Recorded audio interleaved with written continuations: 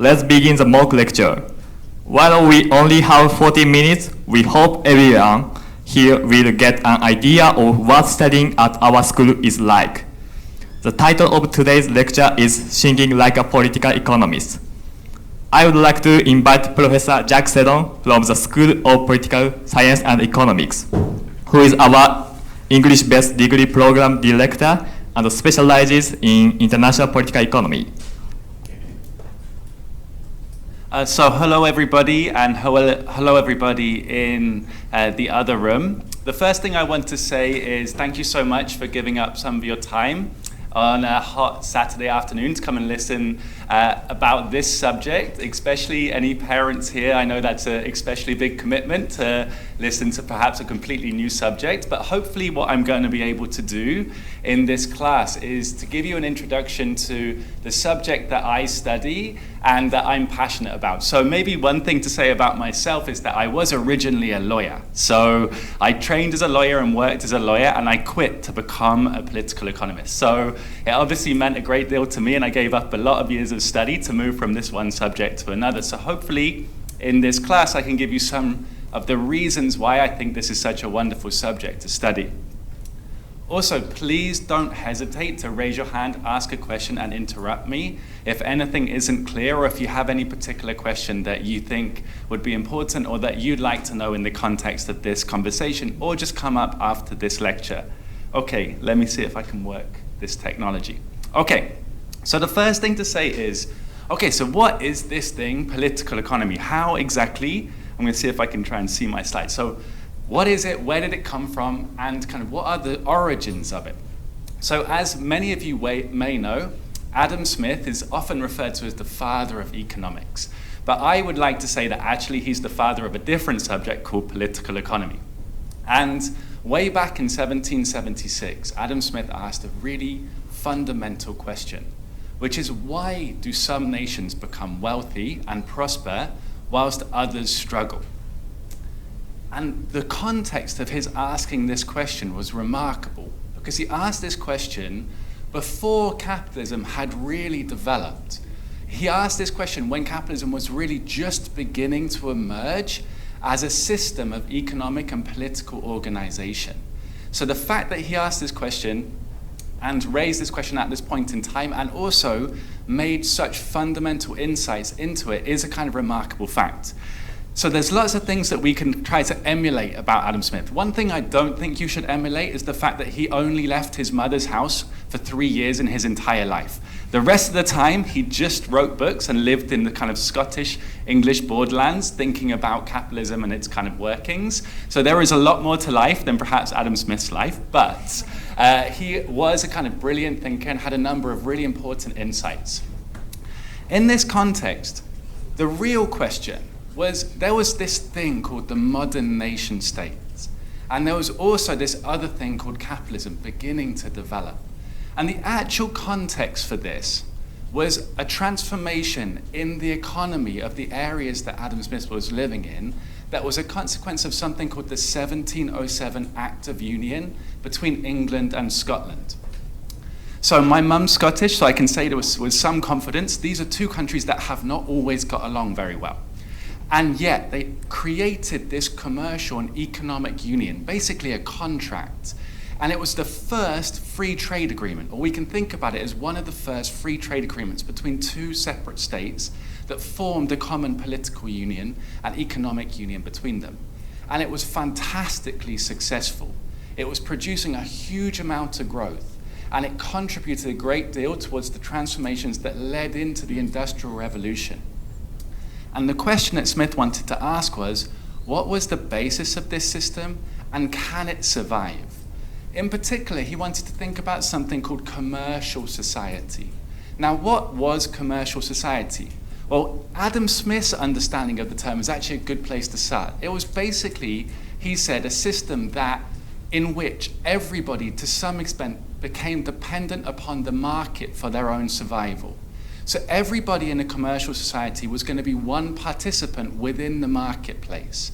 And Smith wanted to ask, could this type of economic and political organization survive against feudalism and more martial forms of political and economic organization? Now, commercial societies, Smith said, had existed in the past, for example, in the Italian city-states like Florence and Siena, but those particular states had often failed, and they'd failed in military economic competition with more martial, more militaristic societies. And Smith wanted to say, could this system survive? And he also wanted to defend the values of this system. Another very significant scholar of this period of time, which is sometimes referred to as the Scottish Enlightenment, was David Hume. And he defined commercial society as commerce becoming the reason for state. In other words, economic success becoming the reason for political organization and the object of political, those responsible for the political and economic welfare of states thinking about commerce and the objectives of building wealth within a nation. So this context provides the background for the emergence of this system of capitalism and the Industrial Revolution. Now, this period of time was also significant because it saw another brand of political economy develop in the writings, particularly of Karl Marx. So writing kind of 80 years later, Karl Marx began to critique this system that was capitalism. So we can think about Adam Smith as a great defender of this system. He articulated its values. He actually wanted to promote it, not just to analyze it, but to advance it and to defend it against other forms of organization. In contrast, Karl Marx was highly critical of this particular system, and capitalism in particular. And so we can see these two branches of the subject that continue into the present day. They're sometimes referred to as problem-solving theory, which is kind of the mainstream of political economy. It's designed really to think about how does this system work and how can we improve it? Why do some states succeed and others fail? And what can those that are failing do to succeed? In contrast, Karl Marx wanted to completely overhaul this system. If you go to Karl Marx's grave in Highgate Cemetery in London, you can see that it has a particular quote on it. And that quote says, essentially, philosophers have hitherto just interpreted the world, and the point is to change it. So what Karl Marx did was look at this system of capitalism, see all of these social ills and inequalities that were developing under it, and say what we need to do is overhaul this system. But at the same time, Karl Marx provides us with a fascinating analysis of capitalism itself, its logic and its organization. In particular, something that Karl Marx understood perhaps better than anybody else was the need for capitalism to constantly expand and constantly grow.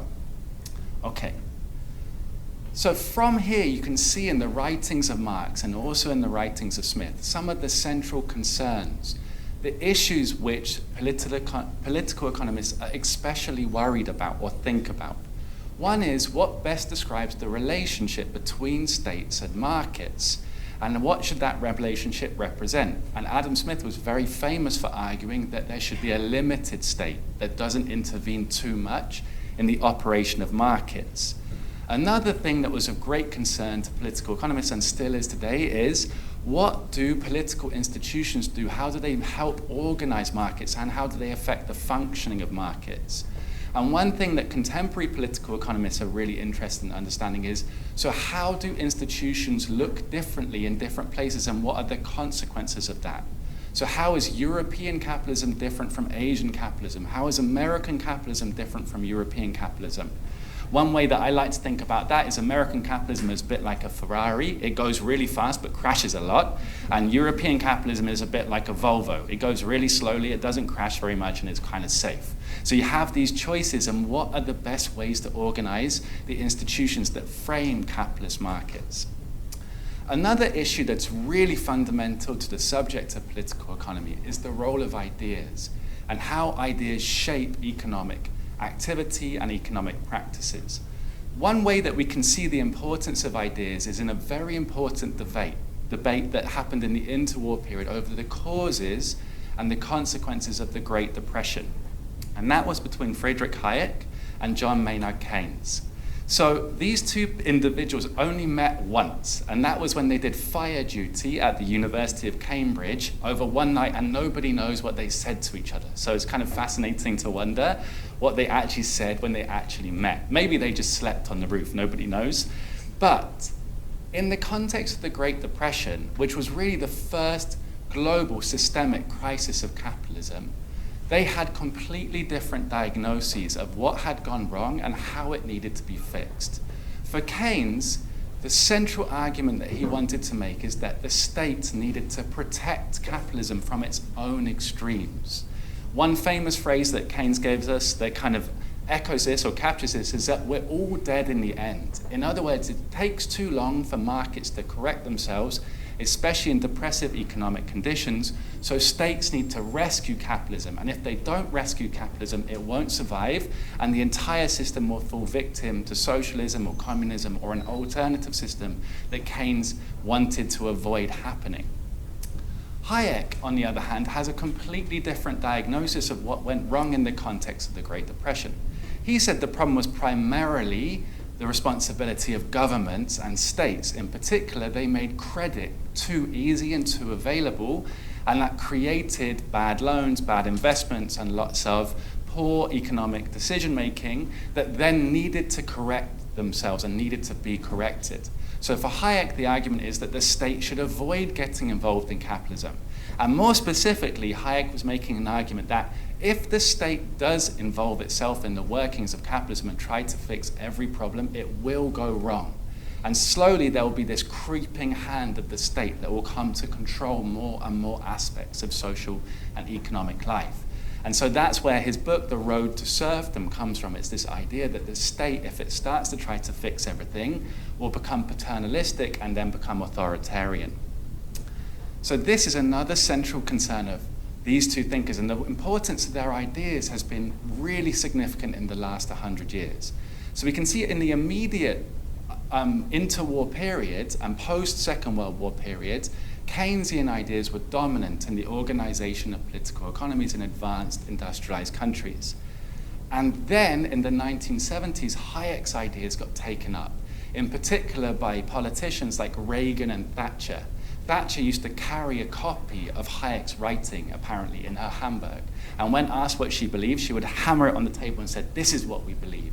We believe in a limited state, and we believe in letting the market promote growth and being free from intervention." Another issue that's really important for political economists is this question of who are the winners and losers. So what are the distributional consequences of different forms of political and economic organization? And how do we understand those dynamics? So this is another thing that kind of distinguishes political economy from economics. Economics is more concerned with efficiency and the efficiency outcomes. In other words, how to grow the pie. In contrast, political economists are really interested in who gets what. And this is something that really comes from the study of politics originally. Okay. Another central issue in political economy is trade-offs. Now, of all the people that I have introduced so far, this is probably the least well known. His name is Arthur Oncken, but he was a very important political economist in the post-war period. And he set out a proposition that lots of us hold to be almost commonsensical. The idea that he had was basically that there is a trade-off between efficiency and equality. And so we need to decide, what do we have more of? Do we have more efficiency, or do we have more equity in our social, economic, and political systems? And the idea of trade-offs, which is also really important in economics and really important in politics, is right there at the heart of political economy. What are the trade-offs? If you have some more of this, you're going to have less of that. Speaking just very personally for a minute, one of the most frustrating things about the Brexit debate in my country, the decision of my country to leave the European Union, is that nobody was really honest with the public about the fact that there were real trade-offs. We could have more control over immigration, but we would have more restrictive trade arrangements with our most important trading partners. Which one of those two things did we want? Nobody was straightforward about that question. Something that we try to do as political economists is say, there are choices here, and we have to understand those choices. So this is a really fundamental question. If we stand all the way back from Oncken's question, we can think about it in the context of what's the relationship between democracy and wealth? Do the forces that make us wealthy undermine democracy? Or is it the case that political and economic freedom go hand in hand together? Onken's proposition is that there is a trade-off here that needs to be made. Sometimes if we advance social and political rights, that's going to come at the consequence or the cost of economic efficiency. So this is a very controversial argument, both theoretically and empirically. One particularly important academic that challenged this idea was Amartya Sen. Amartya Sen is a very famous economist, Indian economist, famous among other things for writing the shortest, apparently at the time, the shortest ever PhD thesis in the University of Oxford. That was fantastic, right? So it goes to show you don't need to be very verbose and write very long things to make very significant contributions. As a little aside, because it kind of relates to this, so the thing that Sen wrote about in the context of his PhD was famines. And in particular, he studied the Bengal famine. But what Sen found and argues, and I think this is a really powerful insight, is that there has never been a famine. People have never starved to death in huge numbers in the context of a functioning democracy with an open media. Does anyone have any idea here why that might be the case? Why is it the case that the Ukrainian famine, the Irish famine, the Bengali famine, all of these famines, the North Korean famines that we've seen, why is it the case that all of these famines occurred in the context of non-democratic systems? Okay, go for it. One person can't figure out what everybody wants. So, there is some truth to that. Let me unpack that. I think that's a little bit like more advanced in terms of thinking. It gets almost to that point, the answer. But the simple answer is, if people can hold their political leaders accountable, then they will make food redistribution and reallocation a priority and correct the market failures of famines. So what Sen really is arguing here is that famine is a political failure, not an economic failure at its roots, fundamentally. So this is a really powerful insight, right?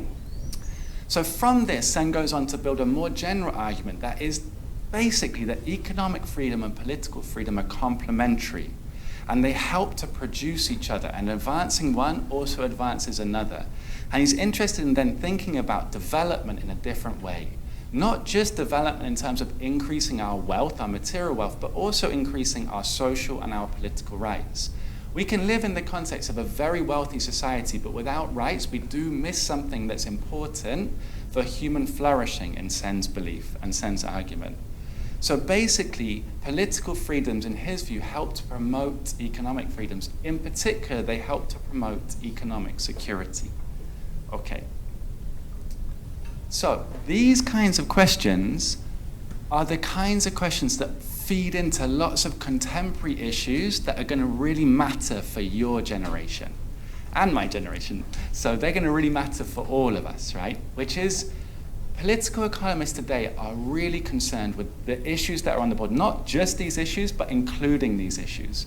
So one is the transformation that comes with AI, and thinking about what the consequences of AI are. And we can see these in lots of contemporary debates. Should we regulate AI? Who are the actors that are interested in AI being regulated at the moment? And should we be concerned about who those actors are? What will AI actually mean for the workplace, for people's ability to find meaningful work and do meaningful work? How will societies cope with this transformation? And we can all see that there's great potential and also great risk. We don't fully understand how AI works yet, which is one of the reasons why it's kind of disconcerting. Another interesting fact about AI is it may free people to do more interesting work and to develop more interesting ideas. And kind of those more routine tasks that have been the large part of lots of kind of roles within the context of capitalism recently are kind of maybe going to fade away. Speaking or going back to Adam Smith, we can see the development of AI as part of this broader thing that Adam Smith argued was the key to understanding capitalism. Smith argued, and maybe you guys know, he used the example of a pin, a very trifling, he calls it, manufacture, just a simple pin. And he said, look, one person trying to make a pin, it might take them all day. But if you line people up on a factory line, you have 20 people making that pin, and you divide the labor between them, you can create thousands of pins. And Smith used this because it was a powerful metaphor. What capitalism really has represented for the last 200 years is the driving through of this system of the division of labor through every single area of society and every single part of the economy. There's also been the global division of labor that's driven globalization forward. And you can see how, through the division of labor and specialization, Smith unlocked this key mechanism of capitalism. AI can be seen as another step in this direction, another way in which we can further subdivide, further specialize, further optimize, using AI to do the things that we're not very good at, like looking at lots and lots of data and finding patterns within it, and allowing us to do things that we are good at, like, for example, studying individual cases and understanding them well. Okay, another really important issue. So, is the relationship. Who are these two politicians? You have to go back a little bit in time. Standing here. You can only see them from the back, so it's a bit challenging. So one is Xi, and the other one is Obama. So the relationship between the US and China is obviously of enormous significance. And we can see how that relationship is changing. And political economists are interested in understanding how that relationship is changing. About 10 years ago, lots of political economists talked about something called Chimerica. The idea was that these two huge economies were now so integrated together and so interdependent that there was no way that there could be a conflict between them. And there was no way that those leaders that were responsible for governing these countries could allow that kind of division to occur. It would make about as much sense as putting a wall up in the middle of a factory. They were so interdependent and so reliant on one another. That idea doesn't look like it was quite so right anymore, right? You can see how relationships, geopolitical tensions are pulling these two powers apart with lots of worrying and potentially disturbing consequences. Political economists are interested in thinking about the way in which economic security can feed into political security, and likewise the way in which economic insecurity can feed into political insecurity. And most of history teaches us when economic systems enter hard times, political systems and relationships get disrupted and get destabilized. So this is a chart of the COVID pandemic, and it also speaks to another issue that's been transformative in the last few years, which is the change that COVID introduced to the way that the world economy is operating. The emphasis that it encouraged political leaders to place on things like supply chains and supply chain security. It goes to show the risks of globalization, as well as its benefits. So for about 30 years, or up until about the 2008 financial crisis, there was an idea that globalization was just going to progress uninhibited, and it was going to flatten all of these differences between the world. It was kind of utopia. It was Fukuyama's kind of end of history story, where everywhere was going to look a little bit like the Washington Beltway. And that history doesn't look at all correct now. COVID, the 2007 financial crisis, and 2008 financial crisis, the Eurozone crisis, all of the events that we've seen in the last decade have disrupted that narrative. And COVID and its consequences are something that we still continue to live with today, and we don't fully understand the consequences of COVID yet for the way in which our political and economic systems are going to work. And then maybe the last one is the most important one, right? So climate change. Basically, from its beginnings, from the Industrial Revolution onwards, capitalism has been rooted in carbon and in the burning of fossil fuels, whether it be from whale oil, or not quite whale oil, but whale oil into coal, well, coal into whale oil, into oil, into hydrocarbons. Everything that we've done and everything that this system rests upon has been resting upon something that's ecologically unsustainable. And there's a massive question about how we can transition away from the burning of fossil fuels, at what rate we can do it, what are the best technologies, what's the best trade-offs. And we can see lots and lots of critical decisions. They're going to hinge at in all kinds of ways on all kinds of contingent political processes. It's a really interesting question to ask with respect to climate change. Which system is better placed to address it? The Chinese political system, the American political system, or the Indian political system? If we take, for example, the Indian political system, the decisions about how to produce power are produced in a very competitive democratic process which is highly localized. Basically, different regions within India make these decisions, and lots of these political structures are very captured by the coal industry and vested interests within it. When we think about India transitioning away from the consumption of coal, it's very hard to see how that happens. When we look at the American political context, it's almost as worrying, if not more worrying. The discourses around climate change, around the climate transition, suggest that it's going to be very difficult to affect real transformative change. And finally, then, if you look at China, you can see a different kind of political structure. And maybe one that has trade-offs, but when it comes to this question of a state that has the capacity to force through change that needs to happen, it could be that system is better placed to address with this kind of ecological crisis. But what does this crisis mean for capitalism itself? And what will capitalism look like? And what will people's lives look like, given the fact that we have and we are going to have to affect this transition? And what's the best way to realize this change? Is it best that states take responsibility and impose changes, or can we set the market to work, and can the market drive through the changes that we need? These are basic questions in political economy. Okay, so just to wrap things up, I wanted to introduce you guys to the two books that my PhD supervisor first gave me when I started to study this subject. So actually, the first one he gave me was this book by Ronald Coase, and it's called The Firm, the Market, and the Law. Has anyone heard of Ronald Coase? Maybe some of you have, but maybe you haven't. Okay, what can I say about him? Well, maybe I'm biased because he's British, so that's the first thing to say. So Ronald Coase, very famous institutional economist. And when he was an undergraduate, so when he wasn't that much older than you guys and that much older than the students I teach, Ronald Coase went to America on a study abroad program, something that I encourage all you guys to do. And when he got to America, Coase asked a very naive and very beautiful question. So he was writing, this was in the 1920s, he went to America and he's looking around America and he saw all of these huge corporations, these huge firms. And Coase, that was studying economics at the London School of Economics, asked a question. I've been taught, and my economics textbook tells me, markets are really efficient. There's no more efficient system than the market for allocating resources. If that was true, why are there these huge corporations, these massive hierarchies that seem to do most of the economic organization of capitalism in the most capitalist country in the world?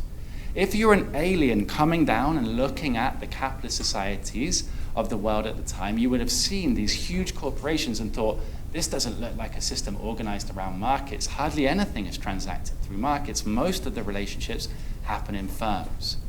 So Coase asked this incredibly important question, why do firms exist? And the answer that he gave is that there are transaction costs to using markets. So sometimes it's more efficient to bring transactions inside firms. One way to think about this is if you imagine that you were trying to do something, I don't know, produce a coffee machine, and you had to hire some people to produce that coffee machine. One thing that you could do is you could go to the market every day and you could find the people that were good at making coffee machines. But this would be really time-consuming and really expensive. It would be hard to find them. There would be loads of search costs. You'd then have to make contracts with all of them. Maybe that they want to change their wages every day. So you could simplify this by hiring them as your employees and making them operate inside a hierarchy. So Coase said this explains this choice that we have all the time between making something ourselves or buying it on the marketplace. And this is a really fundamental insight into the economic organization of capitalism. And his insights have also gone on to help us understand how political systems are organized and why they're organized differently. So he helps us understand the importance of institutions in the workings of capitalism. One thing that Coase used to say about the way that economics had thought about capitalism before was it was kind of blackboard economics, where he described it as thinking about just the circulation of blood through the body without trying to understand the anatomy. The institutions give systems their anatomy, and understanding where that anatomy comes from and how it's produced and what interests underpin it is really important. So in my own work at the moment, I'm interested in understanding the organization of capital markets, insurance markets, commodity markets, these kinds of things. And I use Ronald Coase's ideas because you can see how these systems can be organized differently. You can organize them so they're more or less transparent. You can organize them so that they benefit the incumbent players or they benefit new entrants more or less. So his ideas are really important in my own research, even to this day, having been given this book some time ago now as the first book I read in this area. So Albert Hirschman, another really important political economist, wrote another really significant book that really underpins my PhD in the end, called Exit, Loyalty, and Voice. Now, what Hirschman was interested in thinking about in this book is, we often face choices when we have a problem and an organization is failing. Now, that organization may be the state or the country that you live in. It might be that you don't like a particular firm that you're used to buying things from. Maybe they've changed the way they produce things. You don't like that anymore. You want to change it. It may be that that organization is your family, for example, and it may be that it's not as functional as you would like it to be. What Hirschman says is that in every single one of these contexts, we basically have just three choices as human beings. We can either leave that institutional context, exercise our power by voting with our feet and going somewhere else, or we can exercise voice and internally try to change that. We can complain, we can push for reforms that we would like to see, or finally we can kind of stay silent and stay loyal. Now, there is a fundamental insight inside this, and the reason this is such a fundamental insight is because these choices kind of reflect the distinction between economics and politics. So in the case of markets, we can almost always exit. We have lots of exit power.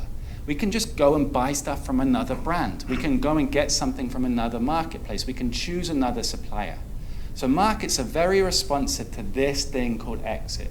There are also instances where you can see the exercise of voice. For example, you can see promotions to kind of boycott particular brands because they aren't, say, green or environmentally friendly or socially as responsible as people would like. But most of the time inside markets, we just vote with our feet. In contrast, in political systems, that's much more difficult to do.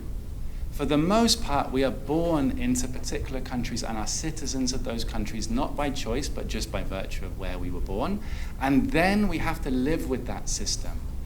And we aren't able to just exit that system. We have to try and change it from within or stay loyal. So if one thinks about, for example, the COVID policies and the lockdown, say in China, citizens basically had these two choices. They could voice discontent or they could stay loyal. And obviously there are different kinds of costs to those different choices in different political systems. So what Hirschman gives us in this book is a way of thinking about that trade-off and why it is that some systems are more or less responsive to these different pressures, and how political and economic systems can be manipulated and adapted to change this trade-off. So this, I hope, has given you some sense of this subject. Sorry, I thought it was a question, but it's not.